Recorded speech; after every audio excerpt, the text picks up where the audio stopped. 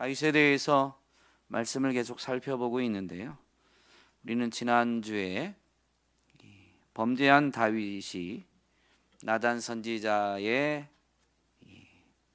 말씀을 듣고 죄를 깨닫고 회개하게 된 것을 살펴보았습니다. 그러면서 나단 선지자가 전한 말씀을 들을 때 다윗은 그 말씀을 설교가 아닌 복음으로 들었다라는 것을 되새겨 보았죠. 혹시 설교와 복음의 차이를 기억하시겠습니까? 설교는 교리, 진리에 대한 설명, 가르침입니다. 복음은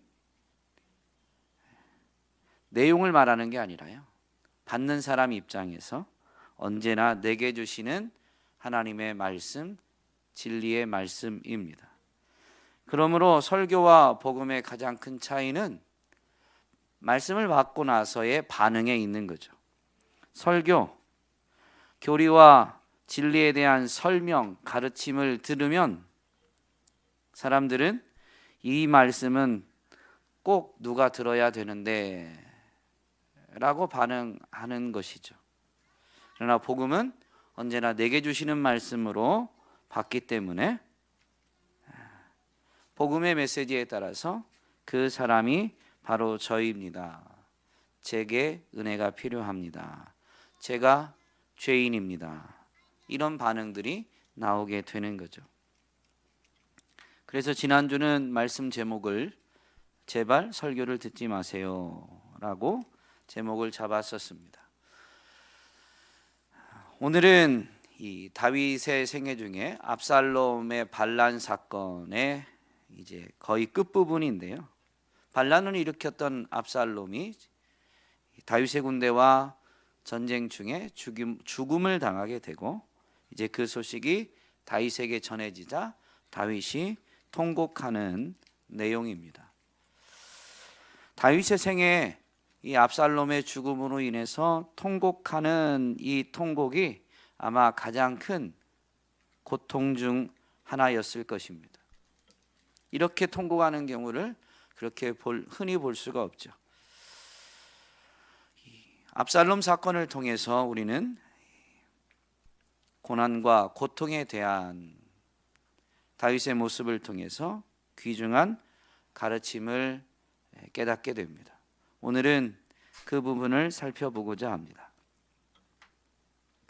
먼저 다윗이 압살롬의 죽음으로 고통하는 것, 사실 압살롬이 반란을 일으키고 이 전쟁을 치르기까지 모든 과정을 다 따져보면 고난과 고통이었습니다. 여기서 알 수 있는 것은 다윗과 같은 사람, 즉 하나님을 기쁘시게 하는 사람의 삶에도 고통은 면제되지 않는다라는 것입니다. 다윗의 위대한 신앙 고백들이 시편에 많이 나와 있는데요. 그 중에서도 시편 중에서도 최고의 시편 중에 하나로 꼽히는 시 23편에 보면 다윗은 어떤 신앙 고백을 하냐면요, 여호와는 나의 목자시니 내게 부족함이 없습니다 라는 신앙 고백을 했습니다. 여호와께서 목자 되시기 때문에 부족함이 없다라는 이 믿음의 고백을 하는, 그래서 하나님을 기쁘시게 해드린 다윗의 삶에 고난이 없는 게 아니다, 고통이 없는 게 아니다 라는 거죠. 여러분, 고난이 없고 고통이 없는 게 부족함 없는 삶이 아닙니다. 또 같은 시편 시 23편 5절에서 보면 다윗은 이런 고백을 하죠. 주께서 내 머리에 기름을 부으셨으니 내 잔이 넘치나이다. 하나님이 부어주시는 그 은혜가 차고 넘친다라는 분명한 믿음의 고백입니다.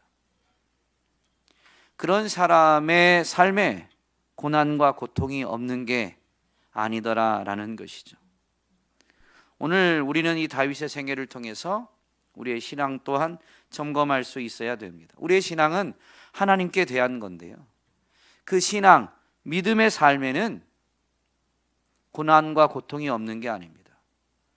우리는 하나님에 대한 믿음, 하나님을 의지하고자 하는 그 간절함, 절실함이 혹시나 우리 삶에 고난과 고통이 없어지기를 바라는 것으로만 그친다면 우리의 믿음은 성경에서 말하는 합당한 믿음이다라고 할 수는 없을 것입니다. 그것은 여전히 내가 중심되는, 내가 원하는 것을 충족하기 위한 것이지 하나님의 영광, 하나님을 기쁘시게 해드리기 위한 것은 결코 아닌 것이죠. 고난과 고통이 없기를 기도하는 것 자체를 말하는 게 아니라요, 그것이 전부라면 그렇다라는 것입니다. 예수님의 겟세마네 기도를 되새겨보면 예수님도 내게서 이 잔을 거두어 주십시오라고 기도했습니다. 그러나 그것이 전부는 아니었죠. 그 뒤에서 더 중요하게 나타나는 기도가 있는데, 그러나 내 뜻대로 하지 마시고 아버지의 뜻대로 하시옵소서라는 겁니다. 그리고 기도 이후에 예수님의 삶을 보면 예수님이 간구했던 그 잔은 옮겨지지 않았다라는 겁니다. 예수님, 하나님의 아들이신 예수님의 삶에도 고난의 잔이 없어지는 게 아니라 하나님의 뜻은 고난의 잔을 마시는 데 있더라라는 것이죠.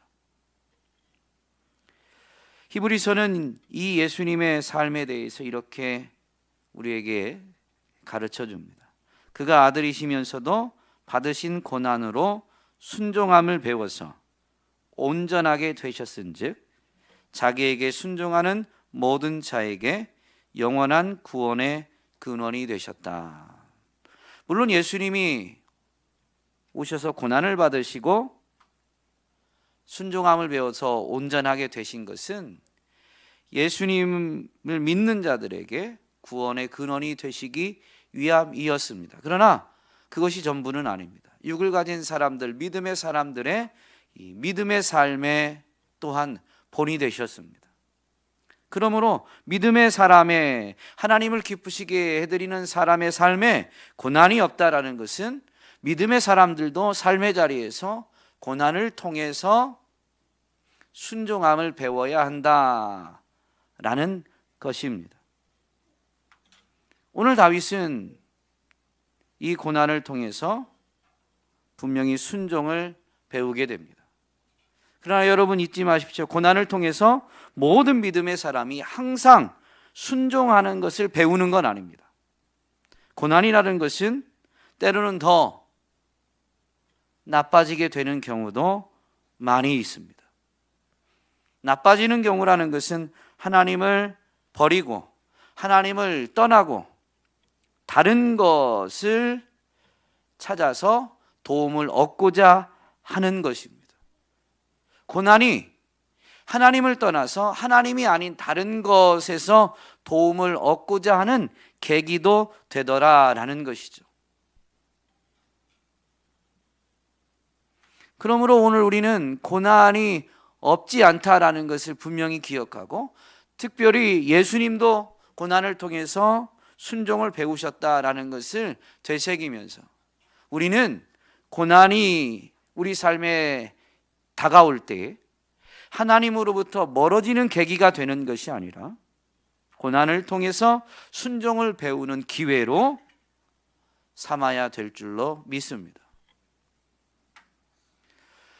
다윗의 삶에 닥친 이 고난을 통해서 우리가 배우게 되는 깨달음이 있는데, 바로 모든 고난은 죄와 연루되어 있다라는 것입니다.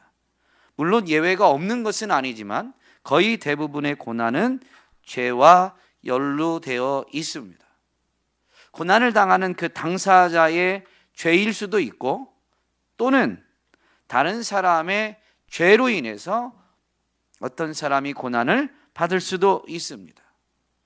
또는 사회 구조적인 죄로 인해서 고난을 당하게 되는 경우도 있습니다.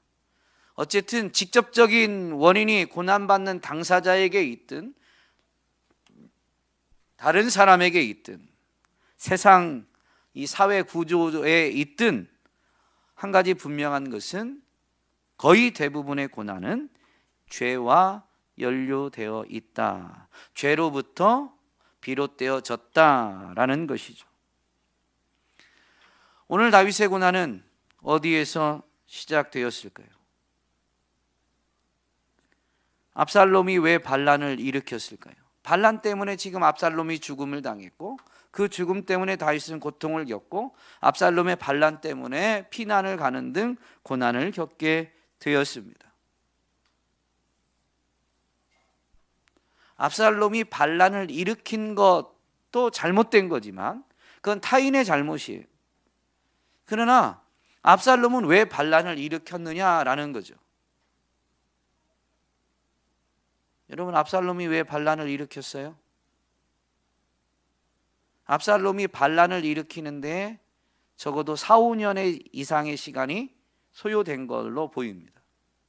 왜냐하면 이스라엘 백성들이 다윗에 대해서 서운한 생각을 가질 때마다 자신이 그 왕궁 입구에서 그런 사람들의 마음을 훔치면서 정말로 이제 백성들의 마음이 자신에게로 조금 더 쏠렸다라고 판단되어질 때 반란을 일으켰는데 그때 소요된 시간이 4년 정도입니다.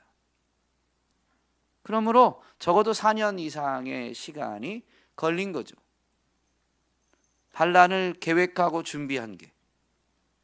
그렇다면 압살롬은 왜 반란을 계획했을까요?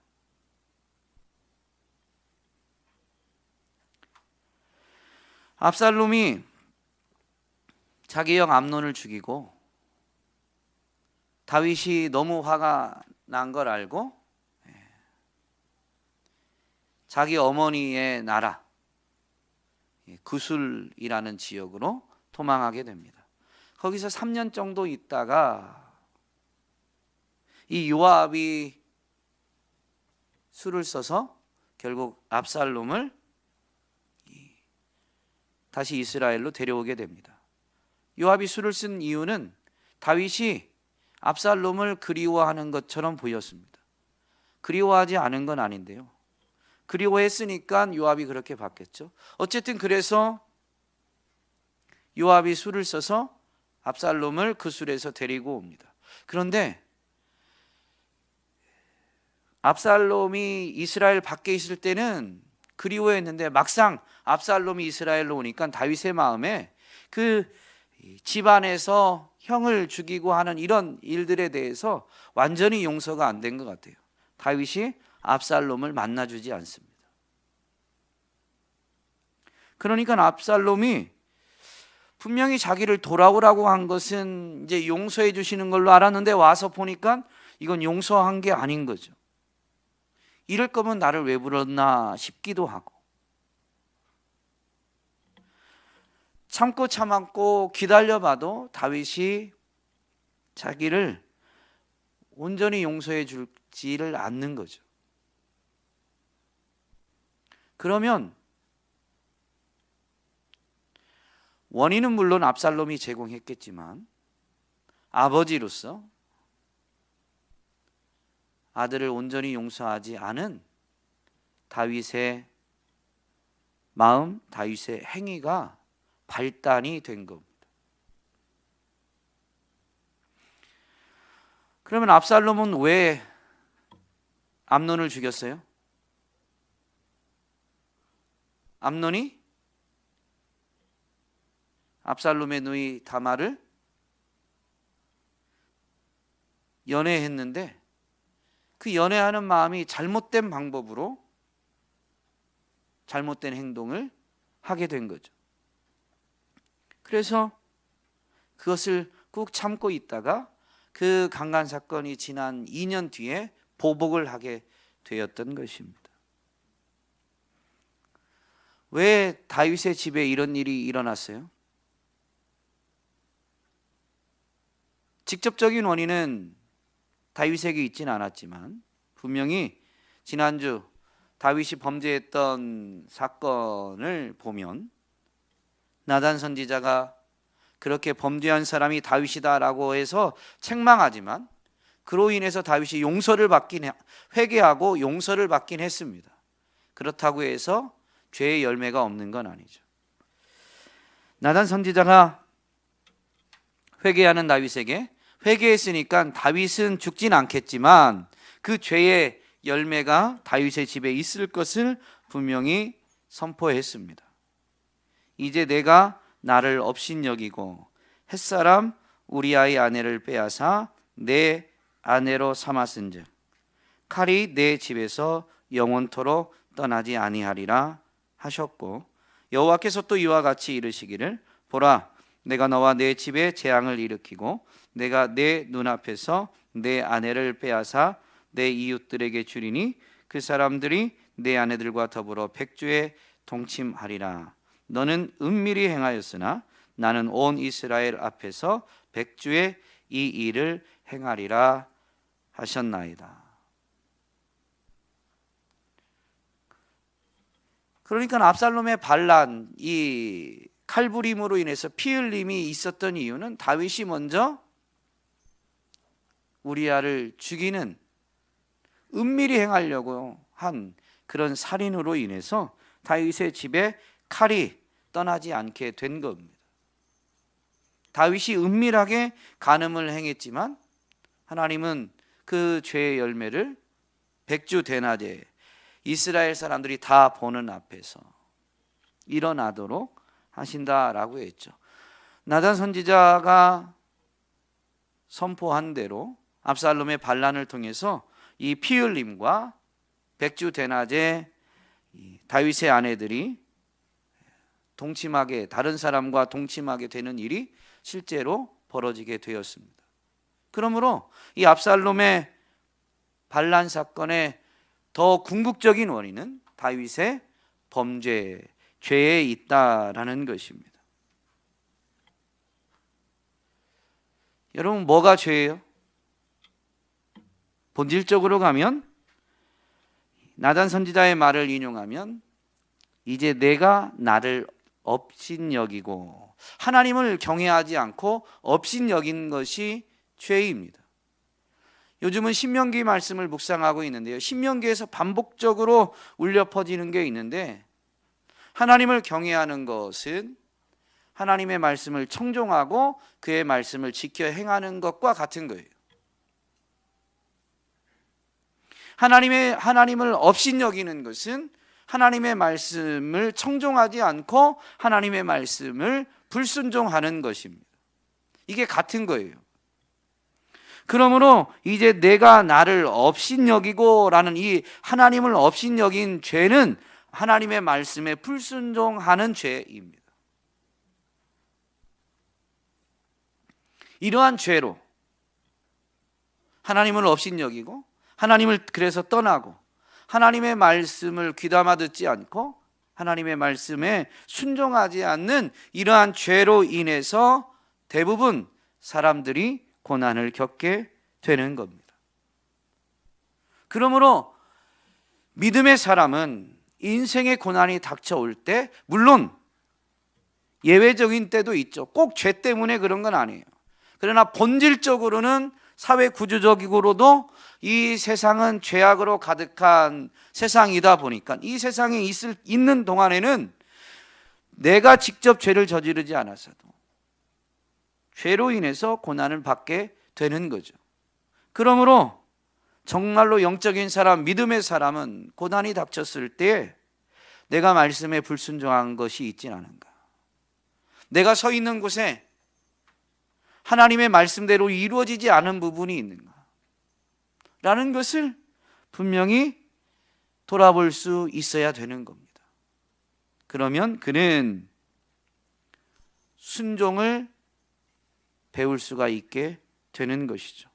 고난이 불순종으로 인해서 왔다, 죄로 인해서 왔다라는 것을 분명히 인정하고 자기 자신을 돌아보고 자기 삶을 돌아보고 자기가 있는 사회를 공동체를 돌아보다 보면 분명히 순종을 배우는 기회가 되어지는 것입니다. 오늘 다윗은 압살롬의 반란을 통해서 무엇을, 말씀에 대한 순종이죠. 그러니까 어떤 말씀을 깨닫고 배우게 되었는가 라는 것입니다. 다윗은 하나님 앞에서 겸손해야 된다라는 것을 압살롬의 반란 사건을 통해서 깨닫고 배우게 되었습니다. 그것이 어떤 사건이냐면요, 다윗이 이제 피난을 가는데 시므이가 피난길에 찾아와서 다윗을 저주하게 됩니다. 왕인데 지금 그냥 개인이 와서 저주하는 거예요. 다윗은 혼자 피난 가지 않았습니다. 자신을 따르는 충성스러운 군사들도 있었습니다. 이 시므이가 저주를 하게 되자 아비새가 이야기하게 되죠. 저 죽은 개 같은 녀석이 지금 내 주 왕을 모욕합니다. 제가 가서 당장에 저놈을 쳐 죽이겠습니다 라고 다윗에게 허락을 구합니다. 그때 다윗이 뭐라고 해요? 내버려 두라는 거죠. 하나님이 이 일을 행하시는지 모른다. 하나님이 나를 저주하시고자 한다면 저 사람이 아니더라도 누군들 와서 하지 않겠느냐 라고 만류합니다. 일어나는 모든 사건의 주권은 하나님께 있음을 다윗은 지금 도망하면서 피난 가면서 깨닫고 되새기고 있는 거죠. 그래서 자기를 저주하는 그 사람,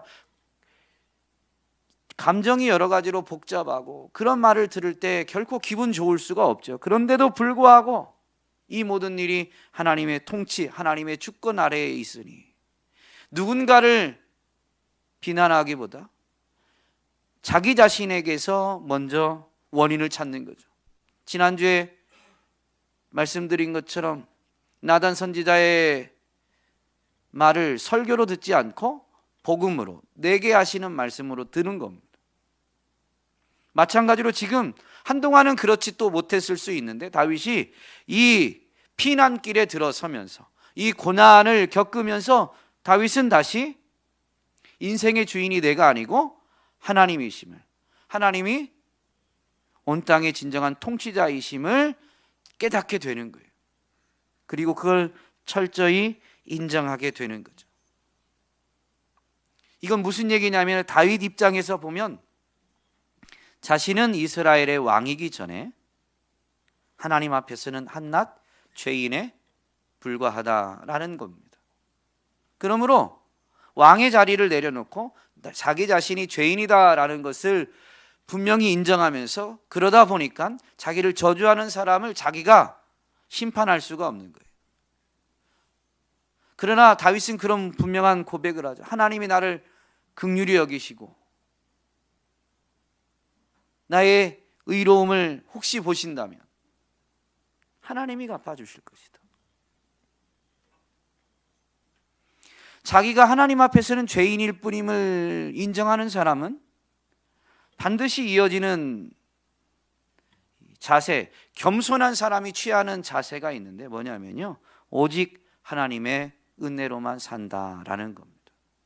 이것은 우리가 그냥 입술로 그냥 뭐라고 해야 될까요? 수학에서 공식 외우듯이 그냥 우리는 죄인이다, 그러므로 하나님의 은혜로 산다, 그냥 이렇게 쉽게 나오는 게 아니에요. 다윗은 지금 자기를 저주하는 사람, 그리고 당장에 그를 쳐 죽일 수 있는 군사와 함께하고 있는 그 상황에서 지금 이런 자세를 취하고 있는 거죠. 이것은 그냥 입 바른 소리가 아닙니다. 공식이 아닙니다. 다윗에게는 지금 자신의 전인격과 온 힘을 다한 고백인 거예요.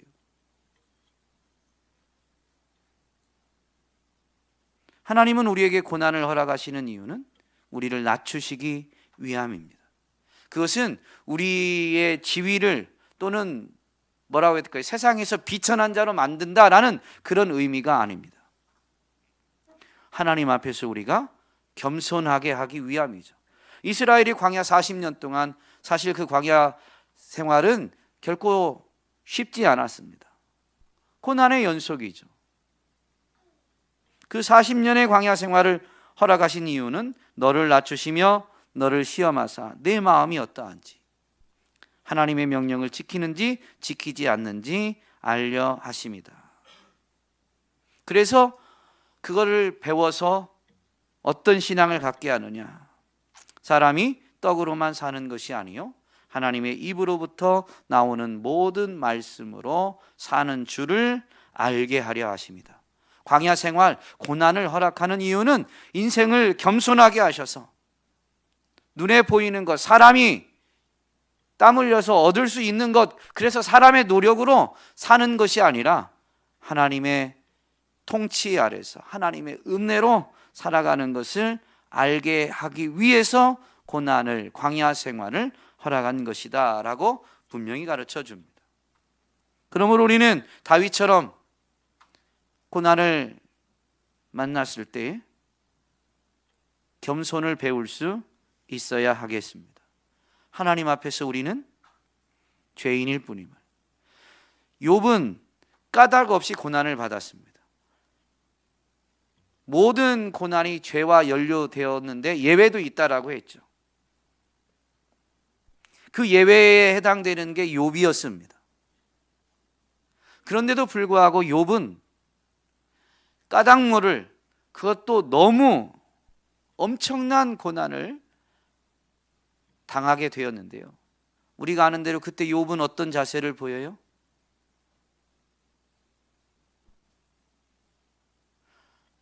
빈손으로 왔으니 빈손으로 가는 것이 당연하다. 주신 분도 여호와시니까 취하시는 것도 당연하다는 거예요. 그러면서 그 입술로 여호와께 범죄하지 않았습니다.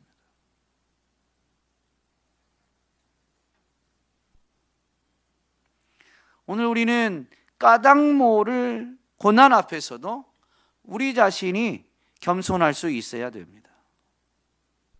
하나님이 주신 것이 마치 당연히 내 것인 양 여기면 안 돼요. 우리는 원래 빈손으로, 알몸으로 와서 알몸으로, 빈손으로 가게 되어 있어요. 이 땅을 사는 동안 주어진 것은 다 하나님의 은혜입니다. 그게 인정되어진다면 우리는 입술로 범죄하지 않을 거예요. 그걸 잊어버리기 때문에 우리가 주인인 것처럼 우리가 하나님이 돼버리는 경우들이 생기다 보니까 범죄하게 되는 거지. 우리가 하나님 앞에서 겸손하게 자신을 낮추면 주시는 것도 취하시는 것도 만왕의 왕이신 하나님의 주권에 있음을 우리는 온전히 따를 수밖에 없게 되는 것입니다. 다윗은 또 고난을 통해서 무엇을 배웠느냐? 기도를 배웠습니다. 다윗과 같은 사람도 기도를 잃어버릴 수 있고, 기도를 잃어버리다 보면 하나님의 뜻을 구하지 아니하니 자기 소견에 옳은 대로 행하다가 하나님의 뜻에서 멀어지면서, 하나님으로부터 멀어지면서 고난을 당하게 될 수 있습니다. 그러나 그 고난을 통해 이제 다시 기도를 회복하게 되는 거죠. 압살롬의 반역 사건에서 보면 다윗이 기도하는 장면이 딱 한 번 나옵니다. 언제 나올까요?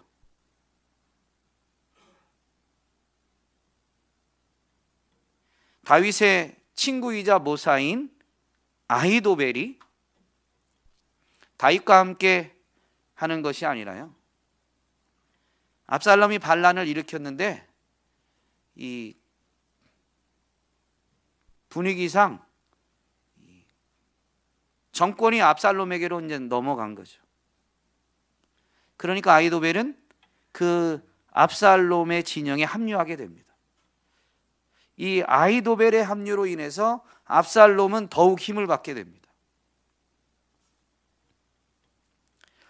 그 소식을 나중에 다윗이 듣게 되자 다윗은 피난하면서 분명히 기도하게 되죠. 아히도벨의 계략이 무산되게 해주십시오.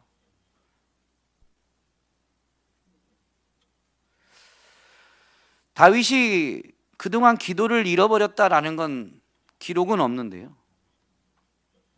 그랬을 것으로 생각되어지는 이유는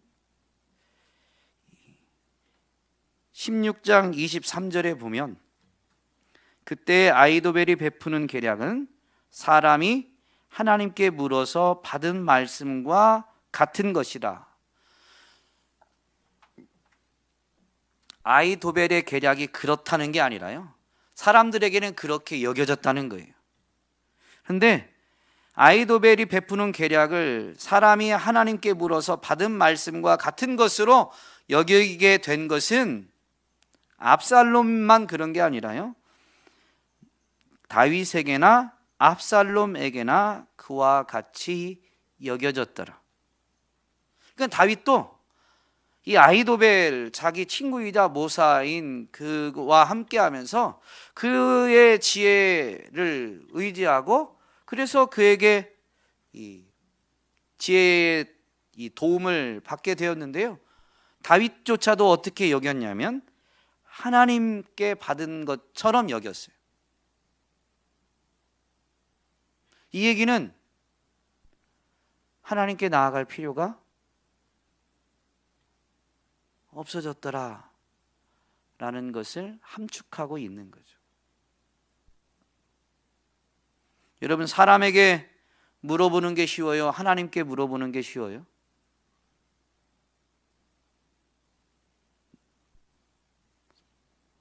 사람에게 물어보는 게 쉬워요? 하나님께 물어보는 게 쉬워요? 사람에게 물어보는 게 쉬워요.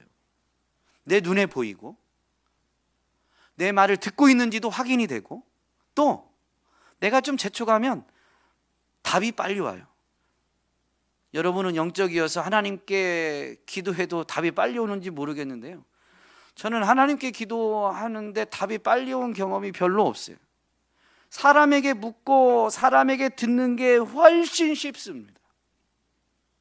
다윗도 마찬가지입니다. 다윗도 우리와 같은 성정을 가진 사람입니다. 그러다 보니까 아히도벨의 계략을 그렇게 여기게 된 거예요. 하나님께 받는 말씀처럼 여기게 된 거예요. 그러니까 그렇게 기도하던 다윗이 이제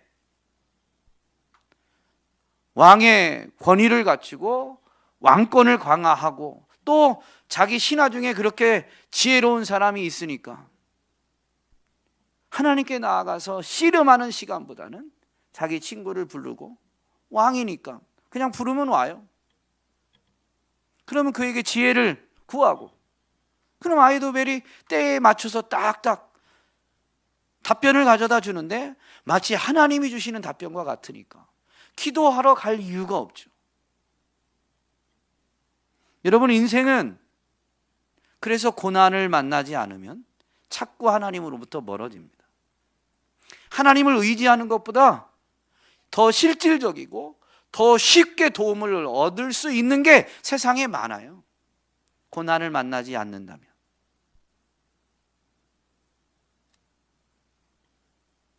다윗은 이 고난을 통해서 아히도벨의 배신을 당했죠. 그것 자체도 고난이지만 압살롬의 반란 자체도 고난입니다. 이 고난을 통해서 자기가 의지했던 것으로부터 배신을 당하게 되고, 그래서 그는 결국 하나님밖에 없음을 배우게 됩니다. 그리고 하나님께 기도하게 되는 거죠. 어려운 것 같아도 하나님은 우리의 기도를 다 들으십니다. 응답이 더디되는 것 같죠. 우리 편에서는 응답이 더디되는 것 같은데, 때와 기한을 정하시는 하나님은 가장 적절한 때에 가장 좋은 것으로 분명히 응답하십니다. 우리가 그때와 기한을 모르니까 우리가 답답해서 자꾸 조금 쉬운 방법을 찾아가는 것뿐이지, 하나님이 기도를 들으시지 않는 것도, 하나님이 응답을 안 하시는 것도 결코 아닌 거죠. 그러므로 자기가 의지했던 것으로부터 배신을 당하는 고통을 겪고 고난을 겪게 될 때 인생은 다시 정말로 의지할 이는 하나님 한 분밖에 없다라는 것을 배우게 되고, 그 배움은 기도로 이어지게 되어 있는 거죠. 여러분, 겸손과 기도를 배우고 회복한 다윗은 잃어버렸던 아들을 다시 찾습니다. 무슨 얘기냐면요, 압살롬이 처음에 구술에서 요압의 요청에 의해서 이스라엘로 왕궁으로 데리고 왔을 때에는 도라는 왔지만 다윗은 온전히 자신의 아들로 맞아들이지 않았습니다. 그로 인해서 반란이 일어났죠. 그러나 이 반란으로 인해서 다윗은 겸손을 배우게 되고 그 피난길에서 기도를 회복하고 기도를 다시 되찾으면서 이제 피난 갔다가 군대를 정비하고 이제 압살롬의 군대와 다윗의 군대가 싸움을 하게 되는데, 출정하는 군인들에게, 자기 부하들에게 처음에는 자기가 직접 인솔해서 싸움에 나아가려고 했지만 신하들이 만류해서 자기는 나가지 못하죠. 그러다 보니까 출정식을 하는 그 모든 군인들에게 당부하게 됩니다. 압살롬을 좀 긍휼히 여겨달라. 내가 간곡히 부탁하는데 압살롬이 비록 반역자지만 죽이지는 말아달라. 이렇게 간곡히 부탁하게 됩니다. 왜냐하면 반역자지만 자기 아들인 거예요. 여러분, 다윗은 이 고난을 통해서 겸손을 배우고 기도를 회복하자 이제 잃어버렸던 아들을 온전히 되찾게 되고, 아버지로서 자녀를, 아들을 온전히 사랑하게 되었습니다. 반역자여도 용서할 수 있는 거예요.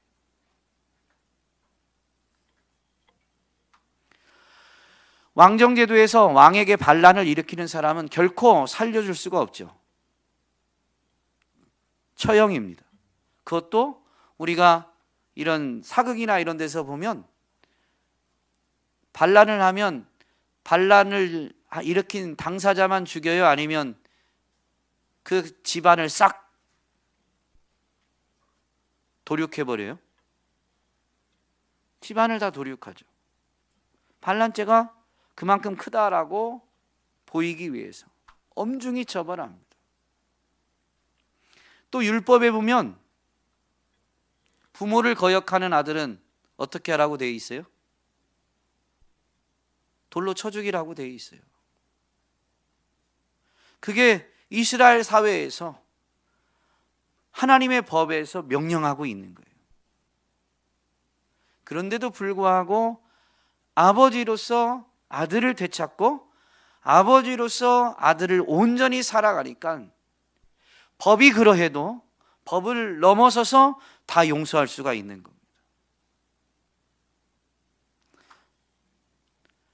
다윗의 이 신신당부에도 불구하고 요압이 압살롬을 쫓아가서 죽이게 되죠. 압살롬이 머리가 이 나무에 걸려서 이러지도 저러지도 못한, 완전히 그냥 붙잡히게 된 상황을 어떤 병사가 발견했지만 다윗의 간곡한 당부 때문에 그는 그 압살롬을 죽이지 않고 그저 자신들의 지휘관에게, 바로 요압에게 보고하게 되는데, 요압은 왜 죽이지 않았느냐고 책망하면서 자기가 쫓아가서 압살롬을 죽이게 되죠. 그리고 이제 전쟁이 승리로 나서 이 소식이 전해지자 오늘 우리가 읽은 본문에서처럼 다윗이 통곡하게 됩니다. 비록 다윗의 통곡이지만 다윗이 가진 마음을 우리는 분명히 살펴보게 되는데, 이 마음이 바로 하나님의 마음임을, 이 마음이 스스로 십자가를 지신 예수 그리스도의 마음임을, 예수 그리스도의 죽음의 의미임을 우리는 되새길 수가 있습니다. 다윗이 뭐라고 하냐면 내 아들 압살롬아, 내 아들 압살롬아, 차라리 내가 너를 대신하여 죽었다면 그게 더 좋았겠다는 거죠. 이미 죽었기 때문에 그렇게 못하는 거지. 다윗은 할 수 있었으면 그랬을 것이다 라는 거예요. 다윗이 이 마음이 항상 있는 게 아닙니다. 다윗도 사람이니까. 그술에서 돌아왔을 때에는 이렇게 자기 아들을 온전히 자기 아들로 받아들이고 아버지로서 아들을 온전히 사랑했던 건 아닙니다. 그러나 고난을 통해 겸손을 배우고 기도를 회복하자 하나님의 마음을 깨닫고 하나님의 마음을 가지게 되었고, 그러다 보니까 압살롬을 아들로 되찾게 되고 아버지로서 아버지의 온전한 사랑으로 그 아들을 용서하고 사랑할 수 있게 되었던 것입니다. 어떻게 해서라도요, 대신 죽는다 할지라도 용서해주고 사랑하는 사랑, 바로 예수님의 사랑, 하나님의 사랑이죠. 우리가 아직 죄인 되었을 때 그리스도께서 우리를 위하여 죽으심으로 하나님께서 우리를 향한 자기의 사랑을 확실한 증거로 보여주셨다 라고 성경은 우리에게 가르쳐 줍니다. 이 사랑을 깨닫자 사도 바울은 분명히 증거하죠. 누가 우리를 그리스도의 사랑에서 끊으리요? 환난이나 곤고나 박해나 기근이나 적신이나 위험이나 칼이랴. 내가 확실하노니 사망이나 생명이나 천사들이나 권세자들이나 현재일이나 장래일이나 능력이나 높음이나 깊음이나 다른 어떤 피조물이라도 우리를 우리 주 그리스도 예수 안에 있는 하나님의 사랑에서 끊을 수 없으리라. 하나님은 다윗과 같이 신실한 하나님을 기쁘시게 해드리는 사람의 삶에도 고난을 허락하십니다. 이유는 고난을 통해서 겸손을 배우고 기도를 배우고 기도를 회복하게 되기 때문이죠. 겸손을 배우고 기도를 회복하는 사람은 하나님의 마음을 깨닫는 걸 넘어서 하나님의 마음을 가지게 됩니다. 우리도 예수님처럼 사랑할 수 있습니다. 단 한순간도 예수님과 똑같이, 단 한순간도 예외 없이 예수님과 똑같이 사랑할 수 있는 건 아니지만 우리도 겸손을 배우고 기도를 회복하면 예수님처럼 사랑할 수가 있는 거죠. 다윗도 그러했습니다. 기도를 잃어버리기도 하고 교만함에 빠지기도 하지만 하나님이 허락하신 고난 앞에서 오히려 하나님으로부터 더 멀어지는 게 아니라 그 고난을 통해서 겸손을 배우고 기도를 배우고 기도를 회복하자 그는 하나님의 마음을 품게 되었고 하나님의 사랑으로 용서하고 사랑하는 사랑을 행할 수가 있게 되었던 것이죠. 오늘 저와 여러분도 다윗은 우리와 다른 사람이 결코 아님을 다시 한번 되새기면서 우리도 다윗의 생애에서처럼 우리에게도 하나님이 고난을 허용하시는데 그 고난 때문에, 고통 때문에, 아픔 때문에 하나님 왜 내게 이런 것을 주셨나요? 하고 더 멀어지는 게 아니라 오히려 그 고난, 고통, 아픔 앞에서 겸손을 배우고 기도를 배우고 기도를 회복해서 하나님의 마음을 가지고 이웃을 사랑하는 삶을 살아낼 수 있는 더욱 온전한 사람으로 빚어지는 저와 여러분이 될 수 있기를 주님의 이름으로 축복합니다. 그러므로 믿음의 사람에게는 형통도 은혜의 기회요 고난도 은혜의 기회인 줄로 믿습니다.